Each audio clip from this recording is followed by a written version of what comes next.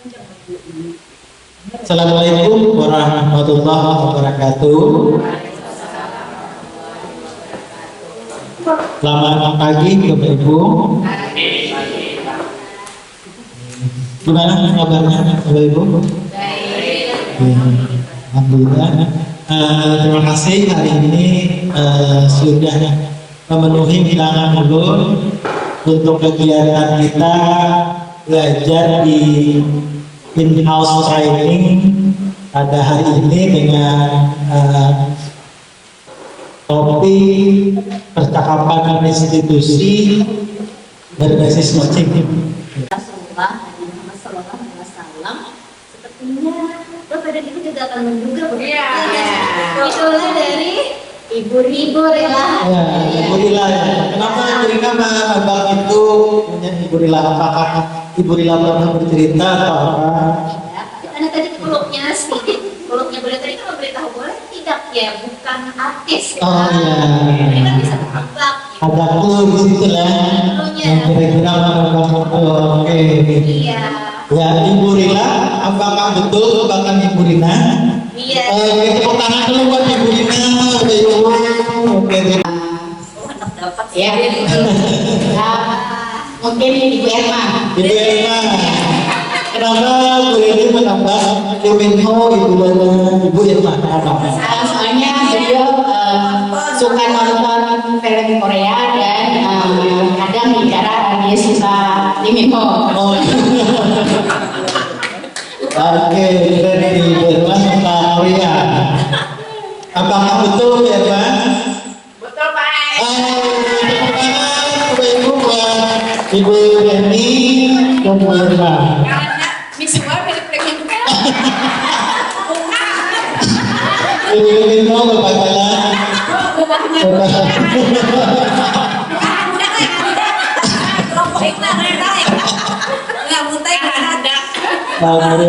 Saya Pak bisa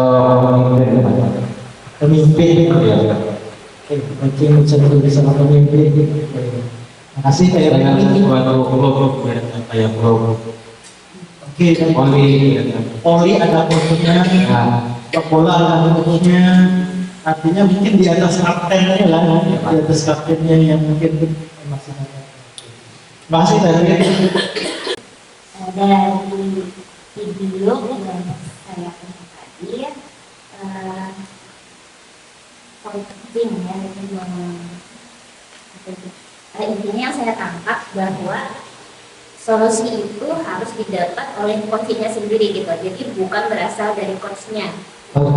Ya, jadi permasalahan dari coaching, kemudian solusinya pun juga ditemukan oleh coachnya sendiri gitu. Jadi coach itu hanya membimbing, mengarahkan, menuntun gitu, bukan untuk memberikan solusinya. Jadi seperti itu. Oke, terima kasih Bu Rina. Jadi menurut Bu Rina tuh dalam coaching tuh ada coach, ada coaching gitu ya. Ada yang jadi coach, ada yang jadi coaching. Coachnya itu ibaratnya antara murid sama guru itu gurunya lah yang istilahnya atau pembimbingnya. Coachingnya itu mungkin objeknya atau muridnya, murid bisa jadi coachingnya. Tapi apakah bisa murid menjadi coach? Bisa juga lah kira-kira. Oke, artinya memberikan bantuan kepada seseorang untuk di mana seseorang itu dapat menemukan inspirasi atau kreativitas sehingga dia dapat memaksimalkan potensi yang ada di dalam dirinya. Jadi upaya untuk membantu si klien untuk menemukan sesuatu yang mungkin solusi bagi dirinya. Itu yang menurut tanggapan. oke, terima kasih bilang dari yang kita bagi pandangan itu udah lihat ada kata memaksimalkan potensi, kemudian membantu klien, kemudian percakapan kreatif, itulah itu yang tepat. Boleh, terima kasih. Ada gitu. Karena nggak ada jam kerja yang apa namanya yang strict gitu ya gitu. Karena untuk nemenin anak-anaknya, untuk nemenin menjaga apa ya kesejahteraan batin dan fisik anak-anaknya juga seperti itu gitu sih. Oke, jadi mau ngomongin guru-gurunya Ira yang sekarang Iya. ternyata beban kerjanya nambah gitu ya. Iya, sekarang masalah tuh lagi seperti itu sih sekarang. Gitu. Oke. Jadi T itu tujuan, I itu identifikasi, R itu rencanaksi, T itu tanggung jawab. Ini adalah alur pertanyaan yang ditanyakan oleh coach untuk percakapan ini dari tujuan sampai ada aksinya, ada tanggung jawabnya. Ini adalah alur pertanyaan yang ditanyakan oleh coachnya.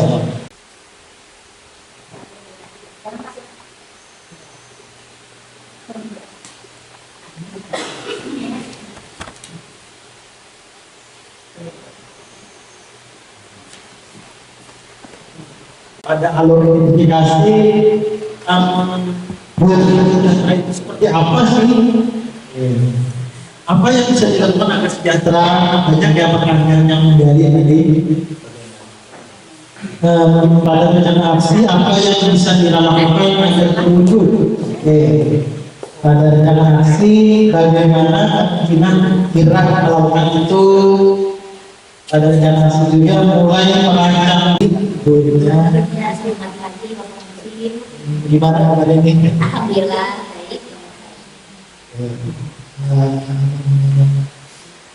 Kerjaan PJP gimana nih, apakah masih Masih dijalani Pak. Masih. ada benar nggak ada banyak kan? Setiap hari ada tugas. Banyak ya, lumayan itu tiap hari itu ada ya. Setiap hari ada. Dicicil kan Pak. Iya, Kalau Pak. satu hari dikerjakan kan bisa kolaps. Ya biar cepat laptop tiap hari itu ya. Oke. Nah, Ibu Lina, kira-kira dari pendapat kita nih apa rencana dari nanti di ujung dari percakapan kami apa nih kira-kira yang Ibu Lina rencanakan? Ya, Pak, saya ini kan memiliki kebiasaan senang berbelanja online gitu Pak. Nah, saya rasa sepertinya saya harus mengurangi kebiasaan tersebut Pak. Ya, jadi mungkin nanti bisa menemukan solusi itu apa yang harus saya lakukan agar dapat dikurangi kebiasaan saya itu begitu Pak. Oke, Ibu Lina suka ini ya, suka belanja online gitu ya. Iya, online. Lewat Shopee ya. Lumayan asik juga tuh gitu. Ya, Iya. cuci mata gitu Pak. Cuci mata belanjanya menyuguhkan gitu ya. Iya, Nah, diskon. oke. Nah, kira-kira menurut Bu Lina nanti dari percakapan ini harapannya ukuran keberhasilan dari percakapan kita ini seperti apa? Ya, ukuran keberhasilannya itu ya Pak. Mungkin dalam skala 8 mungkin. Ke-8 ya, Iya. mungkin kira-kira agak berkurang ya mungkin. Iya, Yang atasnya 10. biasanya seminggu 10 belanja barang mungkin sisa 2 aja Sisa lagi. dua Ya. lagi. Iya. Terima kasih Bu Lina. Nah, kira-kira saat ini ya, Bu Lina mungkin saat ini saat kondisi sekarang ini situasi yang Ibu Lina hadapi itu seperti apa? Dalam Ibu Lina berbelanja itu? Apakah makin banyak menguras atau tampang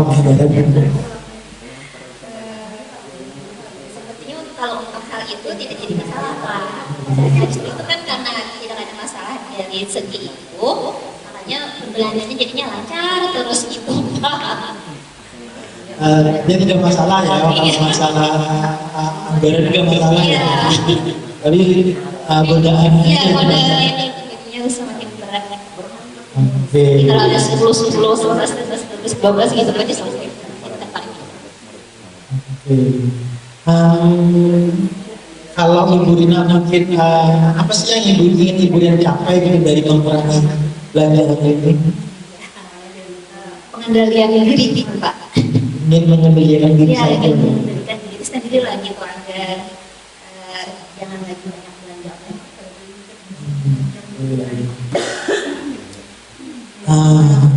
Artinya dengan berkurangnya belanja online mungkin ada apa namanya agak terkendali ya, mungkin keinginan ada sesuatu yang mungkin agak ini bisa menghindari seperti itu ya. Nah kira-kira dari belanja yang biasanya ibu lakukan itu apa sih yang menurut Ibu Rina tidak berjalan sesuai harapan gitu? Yang mungkin terjadi kendala atau masalah?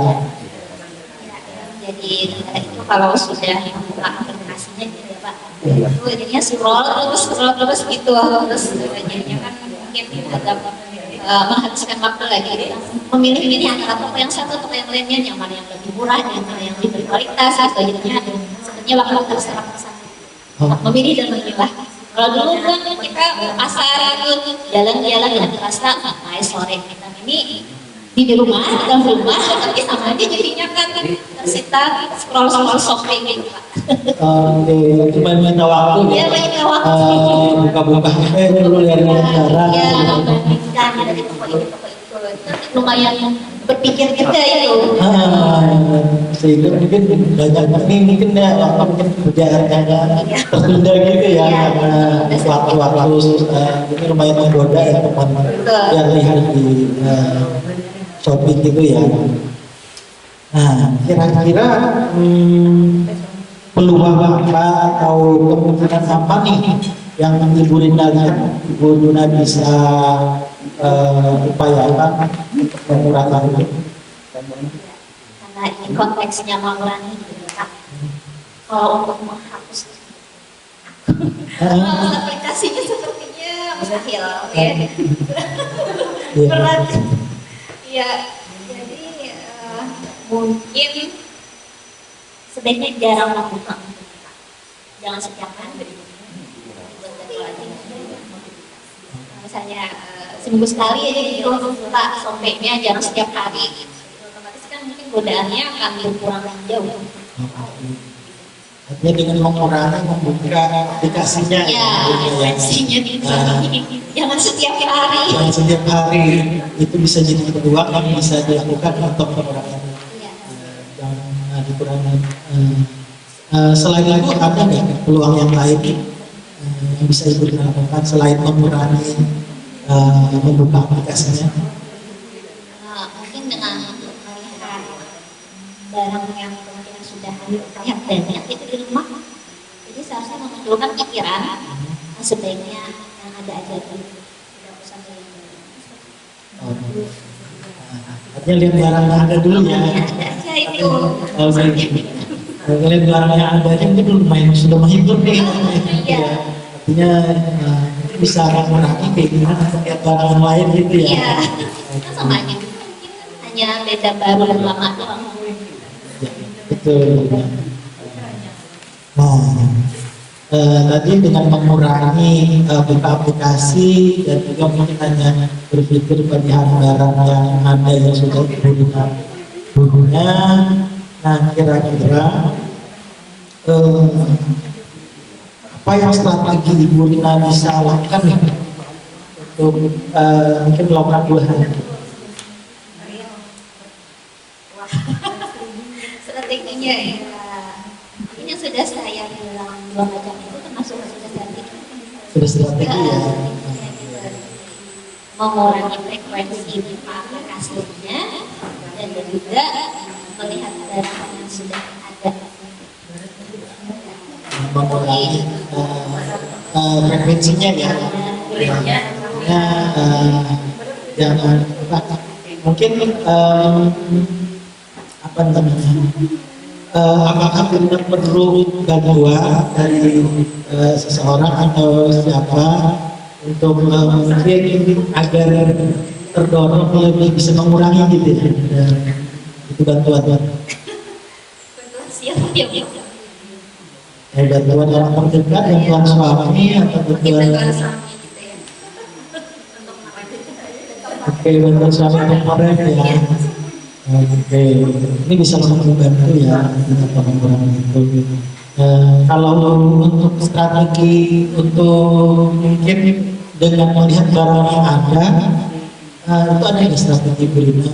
Dan mungkin seperti apa nih bisa dilakukan? Bisa, saya baru terpikir Pak, mungkin dihibahkan ya gitu. Oh, dihibahkan. Dihibahkan barang yang sudah mungkin ada beberapa macam itu kan dihibahkan saja mungkin itu kan kasihan. Satu keluar satu masuk gitu kan bisa seperti itu. Bisa Kalau dengan menghibahkan ya, dengan menghibahkan bisa Brina merasa ini juga mengurangi itu ya. kebiasaan. Oke. Nah, kira-kira yang mana yang Ibu Rina mau melakukan dulu nih, yang di antara yang dua ini? Yang pastinya itu mengurangi frekuensi membuka aplikasi. Mengurangi frekuensi. Sekali seminggu aja. Mulai kapan nih kira-kira? Seharusnya mulai besok. Mulai besok ya, mengurangi buka aplikasinya ya. Iya. Sempit banget. Selanjutnya yang untuk mungkin dengan melihat barang yang ada atau ini kapan Pak?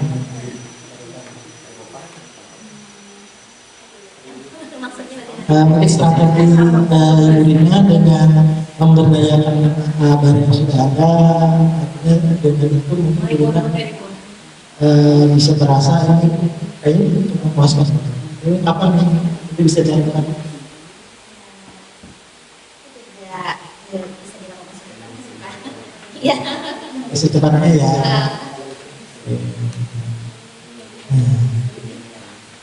Nah, kira-kira dari percakapan kita ini, apakah tujuan sampai di mana nih kira-kira poin capaian dari keinginan Ibu Rina dari percakapan ini dari 0 sampai 10? Meningkat satu angka mungkin Pak. 9 lah. 9 ya, lumayan. Oke, mudah-mudahan ini bisa membantu. Terima kasih Ibu Rina. Terima kasih banyak. Oke, sampai jumpa di cerita berikutnya. Nanti mungkin Ibu Rina bisa ceritakan kira-kira udah ada berapa nih Iya. Ibu Rina beli dari belanja mereka. Iya, baik Pak. Terima kasih banyak. Sama-sama. Oke.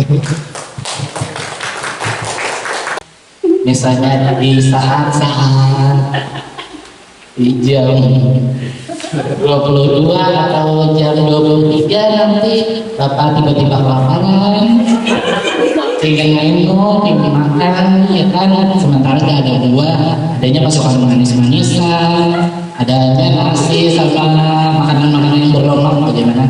Ya, begitu Pak. Saya dalam biasanya dengan saya melakukan aktivitas Pak.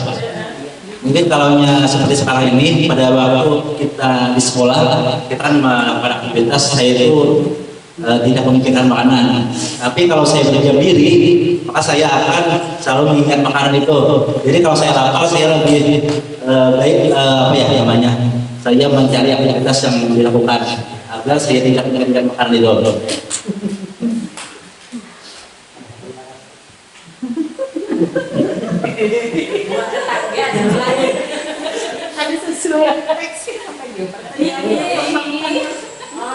Selain itu, Bapak kan namanya di kampung sering tuh ada undangan, ada sarapan. Kita kan nggak bisa menangkal makanan-makanannya belum. Pasti itu namanya di kampung kebiasaannya makanan jamuannya sayur-sayurannya yang berdampak. Jadi bagaimana Bapak menghadapi situasi itu? Kalau di situasi yang seperti itu, contohnya kita waktu di acara selamatan, jadi kita tetap makan Pak, tapi kita mengurangi porsi yang dimakan. Kalau biasa itu satu piring full, kita cuma ya seperempatnya saja. Kalau tidak makan nanti tidak menghormati orang tua.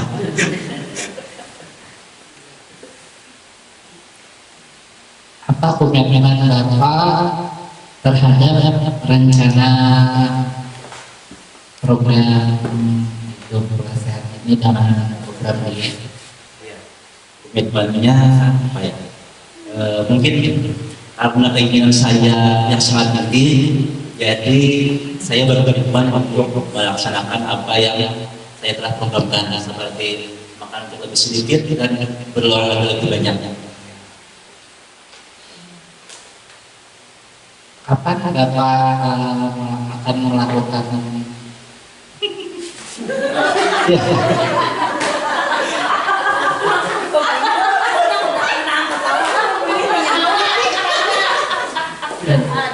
kapan Bapak akan melakukan hal-hal yang berkenaan dengan olahraga,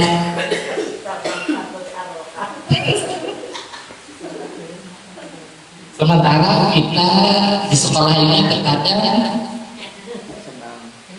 tidak ada waktu untuk olahraga. Nanti pulang sudah kelelahan, malam sudah terparah. Apa waktu agak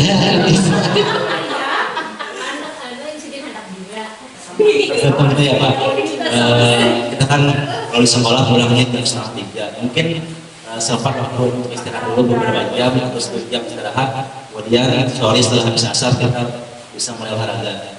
Dua, kalau kita waktu sekolah itu sebentar atau kerja, mungkin kita bisa juga melakukan olahraga di malam hari. Atau bisa juga kalau sempat waktu pagi hari kita bisa juga olahraga.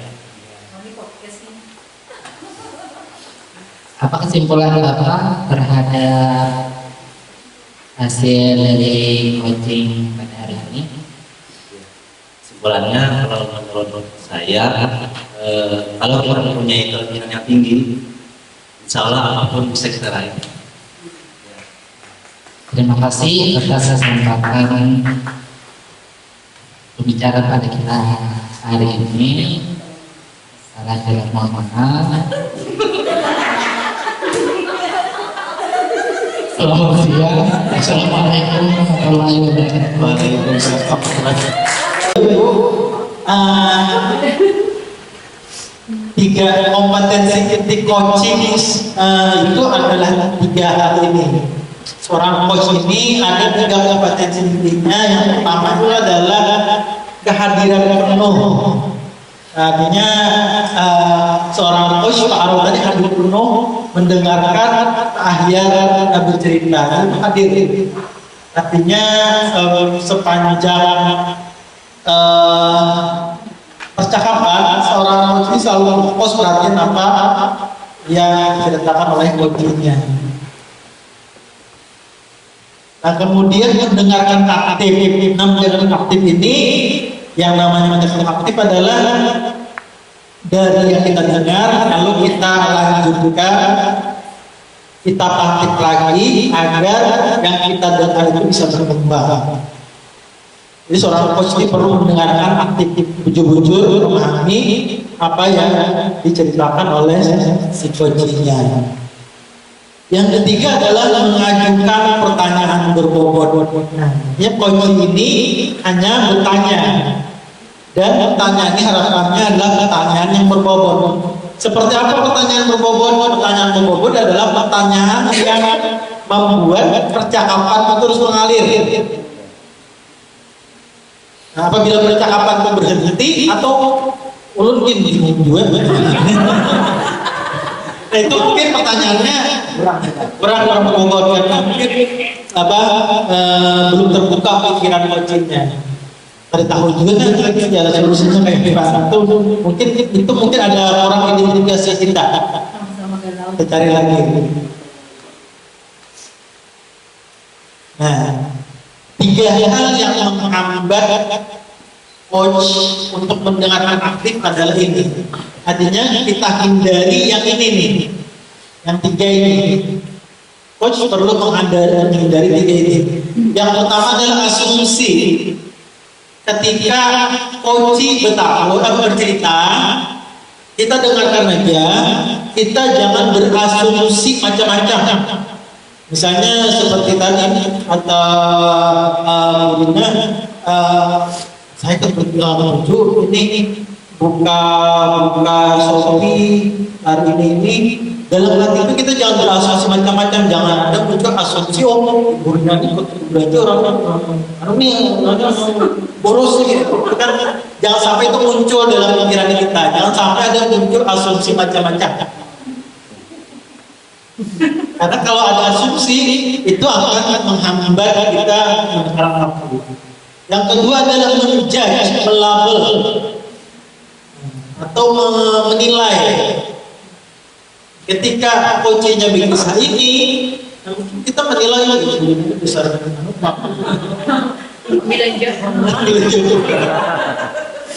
jangan sampai muncul ini, karena kalau muncul ini akan sulit kita melanjutkan percakapan. Yang ketiga, asosiasi, menghubungkan dengan pengalaman pribadi. Nah, jangan sampai jadi kuliner buka Shopee ini dulu baik juga. Jangan sampai dihubungkan, jangan sampai disamakan. Jangan dikaitkan dengan pengalaman kita.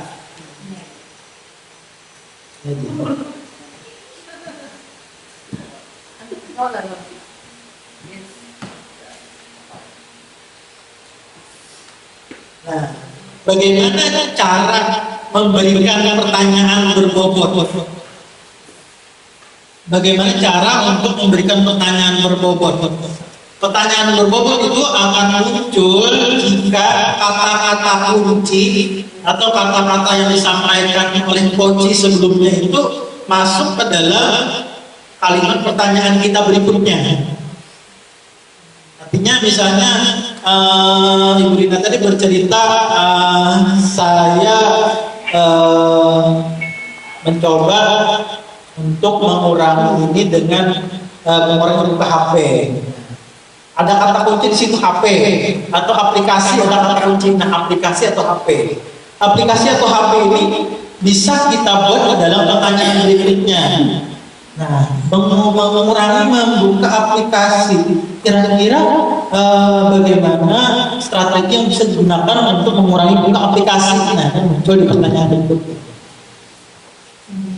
Artinya kata-kata kunci itu kita munculkan kepada pertanyaan berikutnya. Kemudian menggunakan strategi alur rasa. Ini rasa ini juga membantu agar pertanyaan kita tuh menjadi berbobot. Yang pertama itu di bahasa Inggris adalah rasa ini. R pertama itu adalah receive, dengarkan dulu. Perhatikan, dengarkan. Yang kedua apresiasi. Nah, kita mendengarkan kata Ibu Rina, saya kalau masalah anggaran nggak masalah ya, cukup aja. Kita dengarkan, kita apresiasi lah, luar biasa sebenarnya, artinya tidak jadi hambatan ya Ibu Rina itu ya. Kita apresiasi dulu, kita apresiasi apa yang disampaikan oleh coachnya, lalu kita summaris, kita simpulkan, kita rangkum. Nanti tidak jadi hambatan ya, kira-kira masalah anggaran. Mungkin pendapatan Ibu Rina artinya untuk keperluan belanja itu artinya terpenuhi saja. Mungkin menyimpulkan dari cerita coach sebelumnya. Setelah kita simpulkan, baru kita pertanyakan pertanyaan berikutnya. Maka itu insya Allah kalau kita menggunakan pembicaraan rasa ini sebagai coach, maka pertanyaan yang kita buat itu insya Allah akan berbobot dan memantik percakapan berikutnya. Rasa ya. Kita ulur siaran ya PT-nya.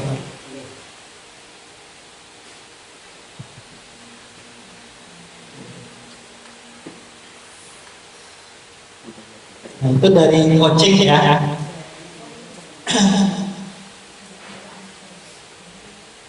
Sebelum kita masuk ke dalam budaya positif, Boleh ada pertanyaan dari tentang coaching ini? Sesuatu yang mungkin apa nih yang kira-kira menjelaskan gagal? Apa yang masih terasa berat di dalam coaching ini? Atau jika coaching ini kita lakukan kepada anak-anak, kepada murid kita, apa yang masih menjadi hambatan atau tantangan? Ada yang ingin bertanya atau konfirmasi? Apa Pak Ibu? Ibu Dilan dan Pak Pacang, Pak Pacang kan? Berilan dulu.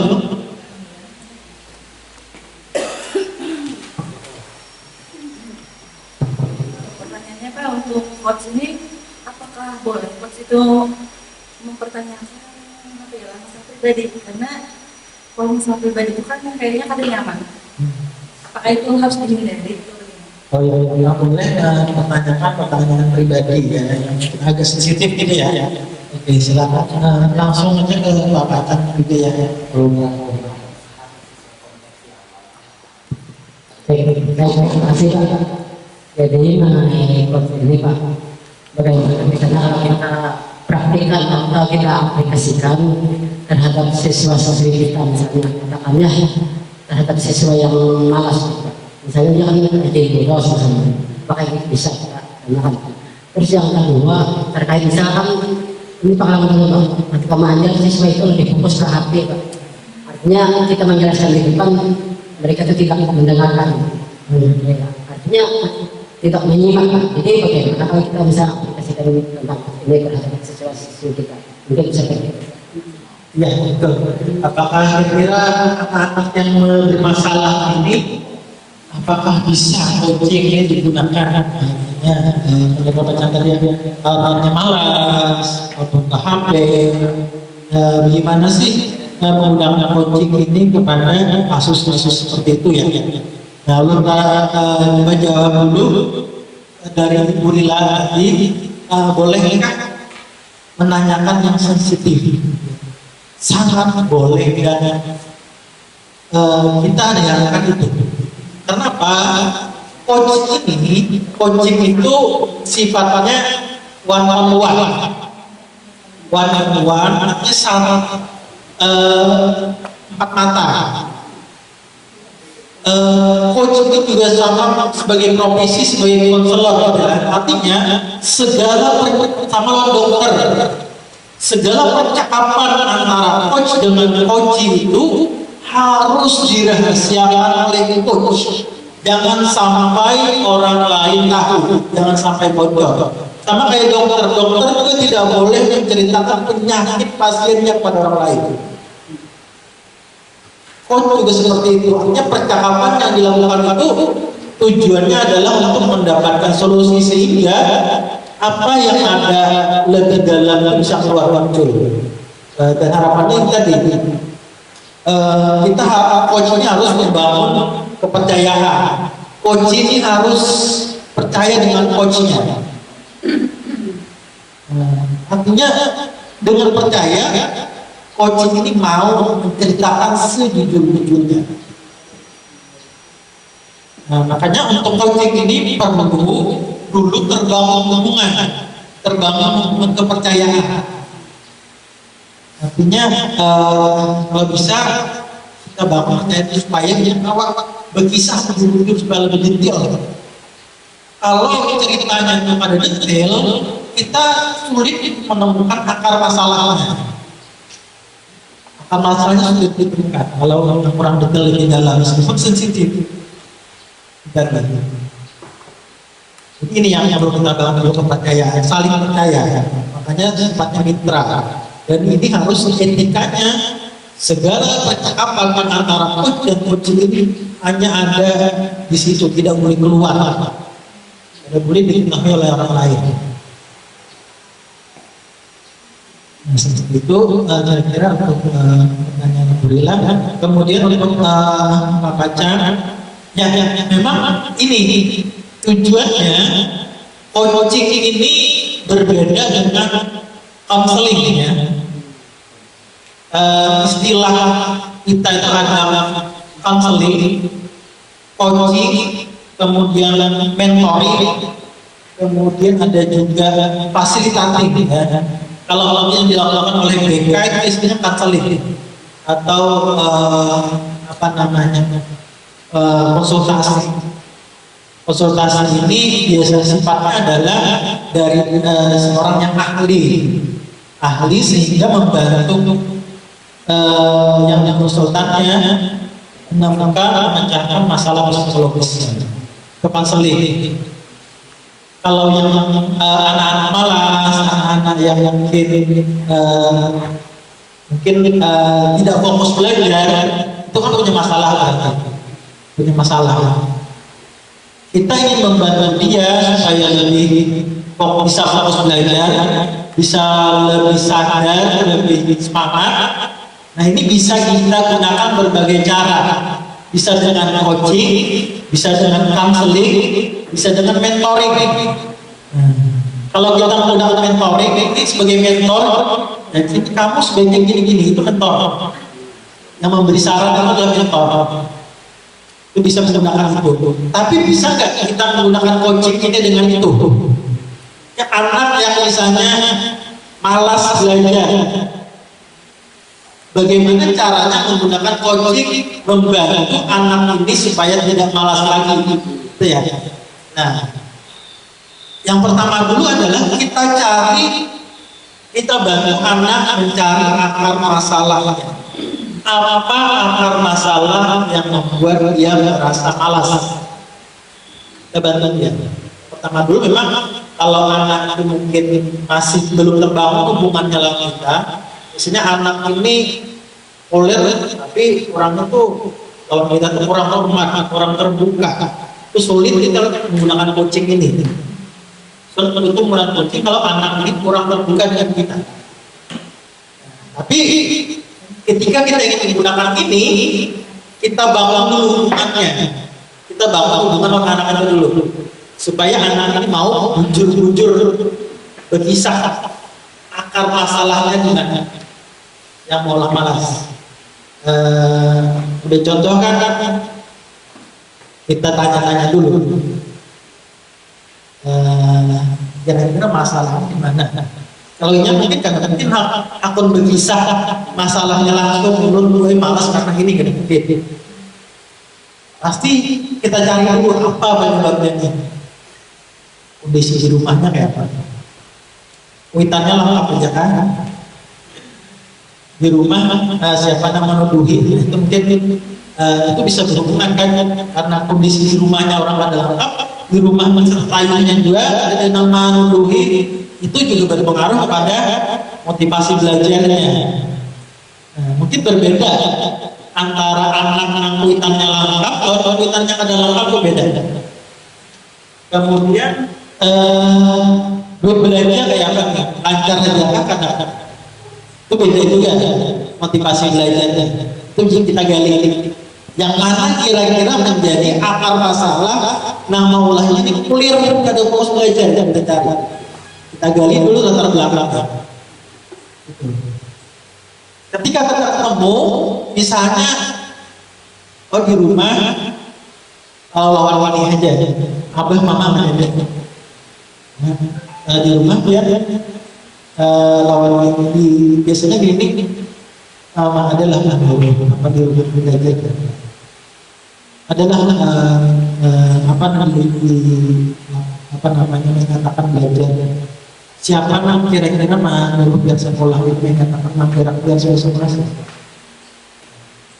kita bangun dulu, kita tanya kondisinya, kemudian dan dapat kira-kira akar masalahnya di sini. Nah, kira-kira dia yang hendak supaya belajar dengan anak, apa yang kira-kira menurut dia bisa membantu dia. Lalu dengan ini bisa menemukan solusi yang merasa yang membantunya kawan.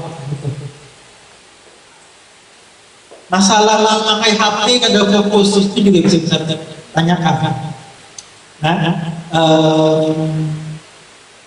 apa yang membuat membuka HP tadi? ada orang pentingkah yang demikian, atau mungkin ada sesuatu yang pentingkah yang tidak bisa ini, pada upaya misalnya membukanya dia. Kira-kira yang dalam belajar ini menurut dia lebih nyaman kayak apa?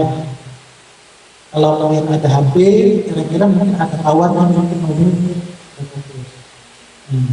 mungkin menanyakan kira-kira menurut dia supaya yang nyaman belajar ada oleh kawan menghubungi apa yang menurut dia nyaman.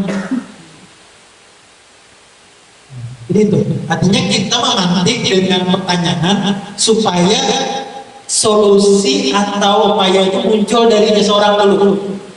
Kita tahan dulu saran, meskipun kita ada saran, meskipun kita ada terdapat keinginan, tapi kita tahan dulu. Kayak apa supaya itu muncul dari seseorang, dan memang itu tidak mudah.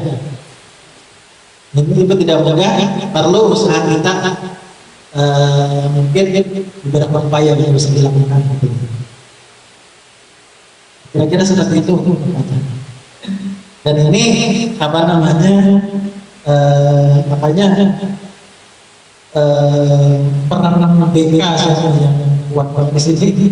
Kalau kita sambil belajar, sambil mengajar mungkin mata pelajaran, sambil mengaduhi masalah-masalah belajar, masuk belajar mungkin agak ribet betul. Tapi mungkin kita bisa saling bantu untuk ini siapa yang mau bantu untuk mengatasi hambatan belajar pada anak-anak. Saling bantu sama-sama.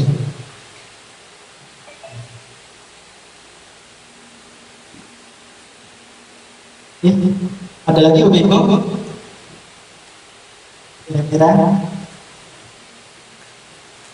kenapa apa namanya metode coaching ini baru digaungkan sekarang ya, atau mungkin digaungkan apa di pendidikan. Sambil ya Ibu, kita lanjut ke berikutnya nih. Nah ini budaya positif ini juga yang akan kita lakukan, yang akan kita digaungkan. Ini yang akan menjadi budaya di sekolah. Budaya positif ini adalah budaya agar sekolah bisa membangun disiplin belajar atau disiplin murid itu datang dari dalam diri, bukan dari luar. Ini dinamakan budaya positif. Alhamdulillah kita Bapak Ibu sudah luar biasa, budaya positifnya sudah lumayan kuat terbangun kepada kegiatan belajar sehari-hari. Artinya seperti apa sih cirinya budaya positif? Budaya positif ini ciri-cirinya adalah di sekolah itu anak itu saling terlibat. Semua saling terlibat budaya positif. Kenapa? Karena semuanya sadar. Artinya bukan hanya tergantung kepada guru. Bila ada guru menuduhi hanya bergerak, tapi dalam budaya positif ini semua saling melibatkan, saling menuduhi. Artinya walaupun ada guru, murid yang lain bisa juga mengingatkan kepada murid yang lainnya, karena semuanya terbangun kesadaran dalam diri murid. Ini adalah budaya positif.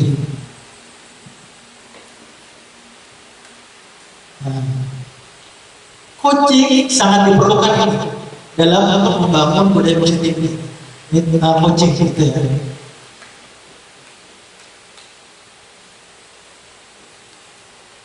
Budaya positif ini juga adalah mendisiplinkan murid tanpa sanksi dan demi hadiah.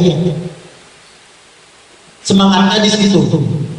Artinya murid bisa disiplin tanpa sanksi dan iming hadiah. Apakah mungkin? Apakah sulit?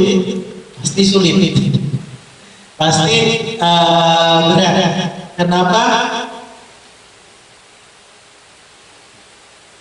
Dan ini pun tidak bisa sempurna, tidak bisa mungkin anak kawal disiplin berat. Tapi semangatnya seperti ini. Dengan murid sadar dalam diri bahwa tujuannya ini, maka tanpa ada sanksi pun dia akan berbuat, tanpa ada iming-iming hadiah dia akan berbuat. Di dalam budaya positif yang bisa dilakukan adalah yang pertama dulu bangun rutinitas. Artinya kita biasakan seperti yang kita biasakan sekarang, kita rutinnya ada. Setiap jam 8 masuk, kemudian jam istirahat. Jam masuk itu rutin. Artinya setiap hari kita seperti itu. Kemudian saat kita bersih, jam 2 bersih. Itu adalah rutinitas. Yang kemudian buat kesepakatan. Segala sesuatu agar bisa berjalan, apa yang kita harapkan semua berdasarkan kesepakatan. Artinya ada aspirasi yang disampaikan oleh semua, bukan hanya aturan yang baku dibuat dalam satu pihak. Artinya ada kesepakatan yang setujui dan diketahui bersama. Lalu pasti terjadi ada yang bertindak di luar kesepakatan, pasti ada yang tidak bersepakat, atau pasti ada yang melanggar, pasti ada yang aneh-aneh, itu pasti ada. Ada yang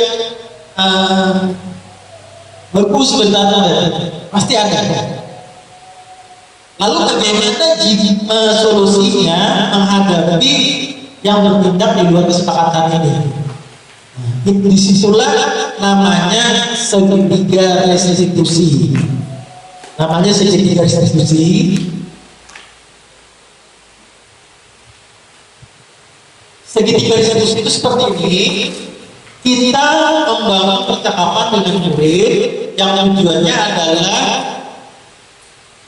membangun kesadaran dalam diri dengan metode coaching.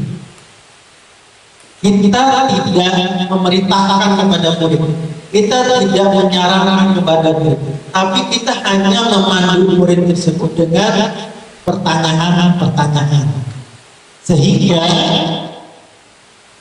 kesadaran atau tindakan muncul dari murid, bukan kita yang nyuruh.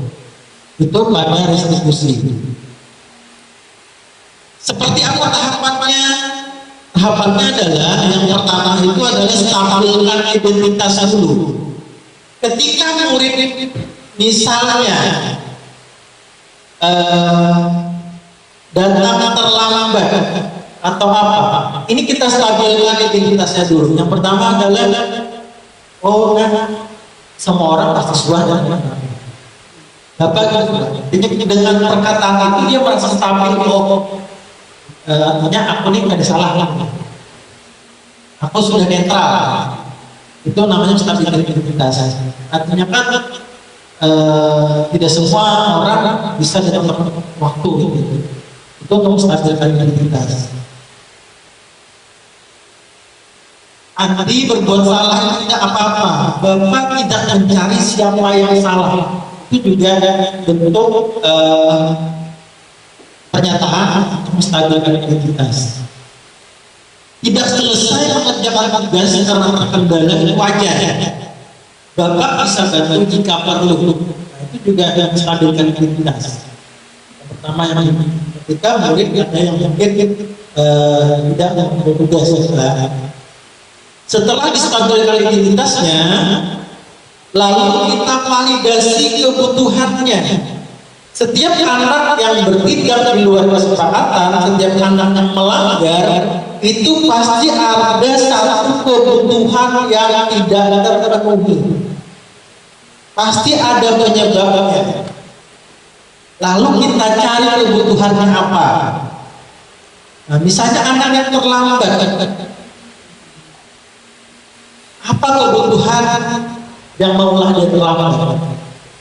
Apa yang membuat kamu kesulitan datang tepat waktu? Misalnya bangun malam dulu, ini kebutuhannya apa? Penyebabnya bangun malam. Kira-kira apa kebutuhan yang tidak terpenuhi? Mungkin kebutuhan kasih sayang bisa, karena di rumahnya ada tentang berak, ada yang menyatakan, makanya butuh kasih sayang. Kemudian anak bermain bola di kelas, anak main HP di kelas, itu pasti ada kebutuhannya yang tidak terpenuhi. Anak main handphone di kelas saat belajar, kira-kira apa kebutuhannya yang tidak terpenuhi? Saat main HP itu kira-kira apa yang dicarinya? Kalau menurut mungkin ini ya, kesenangan yang membuat dia merasa bosan, lalu dia ingin senang. Ada kebutuhan kesenangan yang tidak terpenuhi. Itu penyebabnya. Ada berapa kebutuhan dasar manusia ini?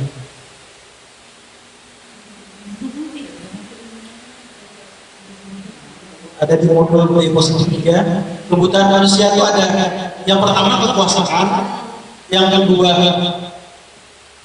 kasih sayang, yang ketiga kesenangan, yang keempat bertahan hidup, yang kelima pastinya rasa ada 7 kebebasan, lagi ada 7 kebutuhan dasar manusia. Keamanan, ada 7. Pokoknya segala tingkah laku yang dilakukan manusia itu tidak jauh dari 7 kebutuhan dasar ini. Ada 7 kebutuhan dasar ini. Apabila 7 kebutuhan dasar ini tidak terpenuhi, dia pasti akan bertindak sesuatu yang menyimpang. Ambil contoh, anak mencuri. Apa kira-kira kebutuhan tidak terpenuhi? Boleh jadi karena dia butuh bertahan hidup, karena untuk makan ada yang dimakannya, itu adalah kebutuhan bertahan hidup.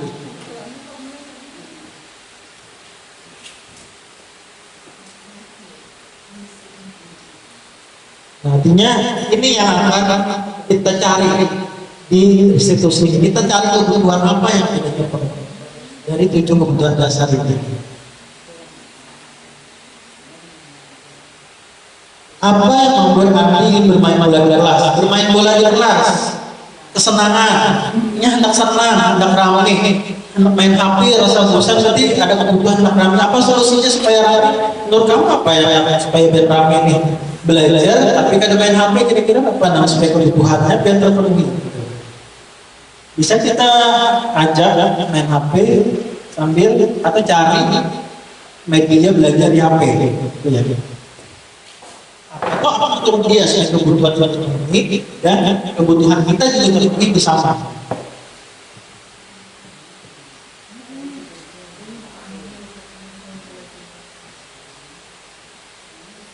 Setelah kita cari, kita ketahui kebutuhan apa yang dibutuhkan oleh tersebut,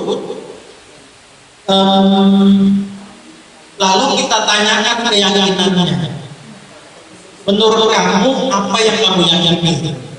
Nah di sini, Apa yang kamu rasakan dan yakini jika datang tepat waktu itu menurut kamu apa? Apa manfaatnya dari datang tepat waktu? Mungkin berpikir. Oh, supaya ada tinggal pelajaran, supaya apa namanya, ada tinggal upacara, mungkin menyampaikan apa yang diyakini, ya supaya saya bisa tinggi, itu mungkin diyakininya. Kemudian apa yang dia yakini dulu kita tanya. Apa yang kamu percayai yang nyaman dan kenyamanan belajar di kelas itu seperti apa? Nyamankah kamu belajar sambil main HP? Gitu ya. Kira-kira kalian dapatlah pelajaran sambil main HP.